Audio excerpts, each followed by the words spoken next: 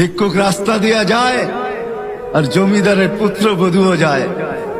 একজন সামনের থেকে আসতেছে, একজন সামনের দিকে যাইতেছে।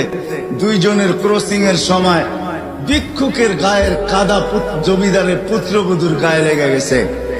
সে দুনিয়া আন্ধার করে ফেলছে, স্বামীকে ডাইকা নিয়ে আসছে, বলছে ভিক্ষুক আমার কাপড় নষ্ট করে দিছে। সে শুধু ভিক্ষুক ছিল না, বৃদ্ধ ছিল। বৃদ্ধ ছিল না শুধু, জীর্ণ ছিল, শীর্ণ ছিল। শরীরে কাপড় ছিল না, ফাটা চিরা কাপড় ছিল। পায়ে জুতা ছিল না, পেটে ভাত ছিল না। জমিদারের পুত্র সইতে পারে নাই, যৌবনী শক্তি সয় তো সয় কি কইরা।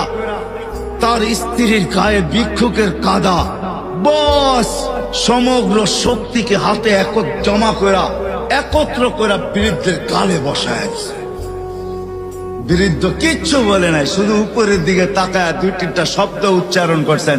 শব্দগুলা হলো ইয়া মাল্লা তারা হলো ওয়ুন, ও আল্লাহ চোখে দেখা যায় না। ও তারা কুল্লা শাই, তুই সব দেখিস। ফারা তারা মা বি, তুই কি দেখিস না আমার সাথে কি ঘটতেছে, এটা কি দেখিস না? বলতে দেরি যুবক, মরতে দেরি হয় নাই। জমিদার চলে আসছে, প্রতিশোধ নিবে। বৃদ্ধের একদিকে মুস্কি হাসি, একদিকে বলতেছে প্রেমের খেলা এমনই হয়। জিজ্ঞাসা করছে কিসের প্রেমের খেলা রে?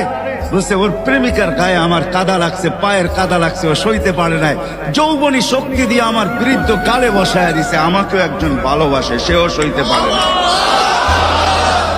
সেও সইতে পারে না। ও তো থাপ্পড় দিয়া খেলতো, সে জান নিয়ে নিছে, জান।